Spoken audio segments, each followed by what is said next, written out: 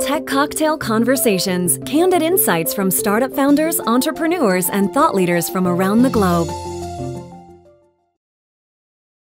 Okay, so my name is Timothy Chi. I'm CEO of WeddingWire, Inc. We're an online marketplace for the wedding industry. What we do is we bring brides and local merchants together to help them execute on their big day. WeddingWire is actually my second startup that I've been involved with. The first one was a company called Blackboard, which is a local DC company in the e-education space that I co-founded with a bunch of other people right out of college. That story was actually one of personal pain. I was a student at the time, and a bunch of us banded together to build software that would actually really make our lives more simple in many ways.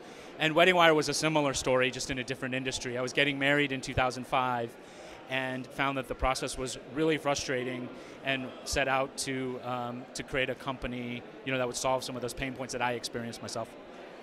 The biggest challenge for me at all stages has really been finding great talent.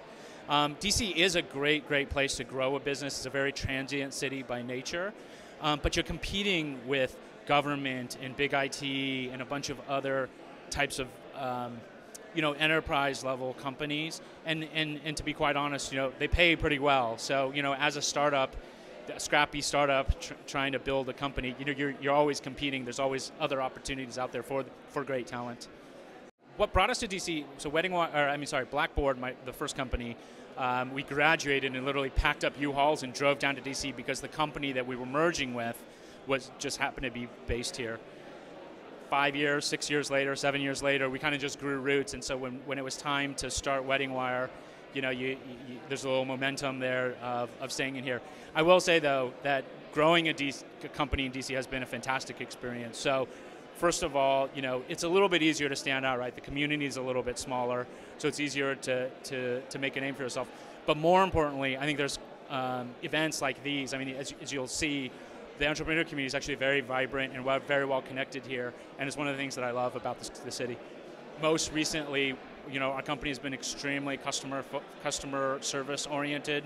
So, the Zappos of the world, the Tony Hsiehs, if you ever get a chance to read his book, it's a phenomenal book on customer satisfaction and how it can drive corporate culture, which is another area that we've been focusing heavily on too. So right now, I think Tony and anyone that is sort of branding around customer service and customer loyalty is high on my list.